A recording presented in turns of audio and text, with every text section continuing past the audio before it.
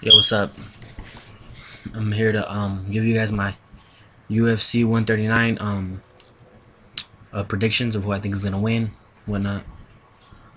Um, the first fight. First of all, this card is gonna be really good. I suggest that you guys go order it. It's gonna be a hell of a card, really good. One of the best cards of the year. Like all the guys that's put on the card are ready to fight. They're good fighters. They bring you fight. You know, first of all, we have Stephen Bonner versus Cal Kingsbury. This fight is gonna be really good. It's gonna be really good. I think Stephen Bonner is gonna be too experienced for Cal Kingsbury, and just like he's just gonna put a pace on Cal Kingsbury that he's not gonna be able to hold. I mean, Stephen Bonner will stand and bang with anyone. It doesn't matter. But I think his game plan will be to take this fight to the ground and get his jiu-jitsu going with Cal Kingsbury, and I think he would be able to pull off a decision. A pretty not split. I think it's gonna be unanimous. I think he's gonna beat him fairly well. But it's gonna be a good fight. Good way to open the card. It's gonna be a very good fight. Then we got Rick Story versus Marty Kampman. This fight, I didn't really know who's gonna win, but it's gonna be a hell of a card. I mean, it's gonna be a hell of a fight. You know, you got Rick Story, who's on a tear, whooping everybody's asses, and then he lost to Charlie Brenneman. Just really big upset.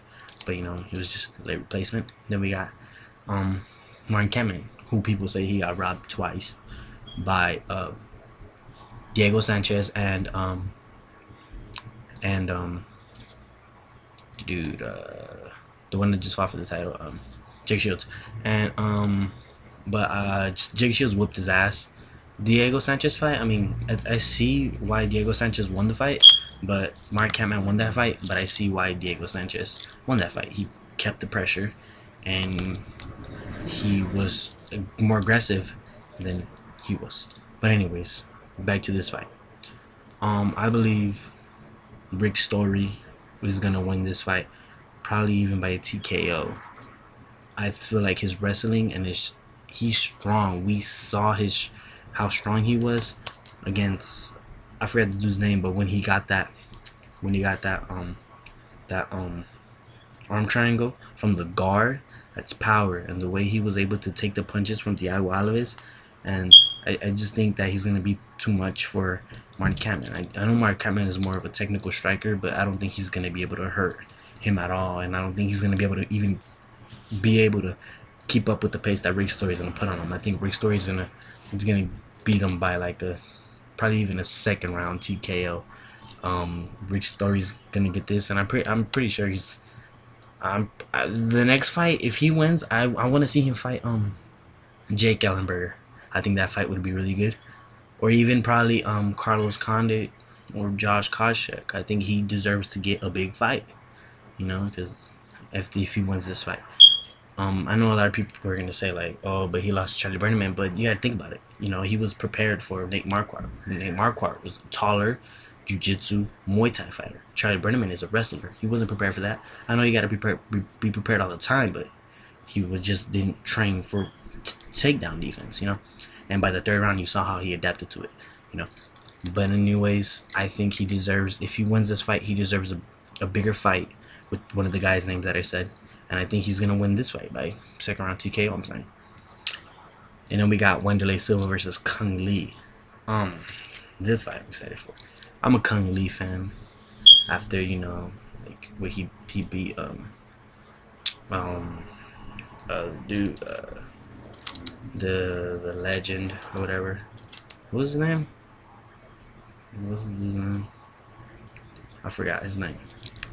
But he beat him, and then he fought Scott Smith, or it was before it, something like that.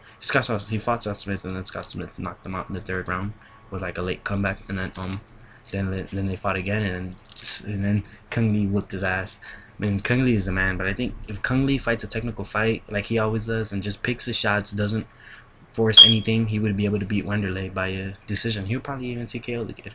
He'll probably even take him out. But Wanderlei Silva, I don't think he has changed his fighting style. He's aggressive. He always will be. He fights wild. He always fought wild. And he always will.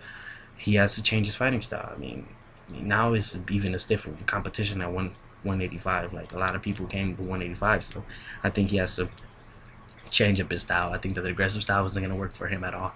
So I have Kung Lee by decision on this one, and then the Uriah Faber versus Brambos. I think this is gonna be a good fight. You know, Brambos, good fighter. Uriah Faber, great fighter also. But I just think Uriah Faber's wrestling is gonna be too much, and he's gonna pull off a decision win, unanimous decision. I don't think Brambos is gonna be able to knock him out, and I think Uriah Faber's punches it's just gonna be too fast, and then his takedowns are gonna be too ill. And then Dan Henderson versus Mercio Rua. I got Dan Henderson on this one, probably by a first round TKO. I think Dan Henderson's gonna be too much, and that right hand is just gonna be there all day for him. And Shogun Rules is good, but I don't think he's gonna be able to handle the power of Dan Henderson. But yeah, just let me know what you guys gonna think, and I'll let you guys know on the recap if I was wrong, right, and who won or who lost. Well then again, thank you. Take care.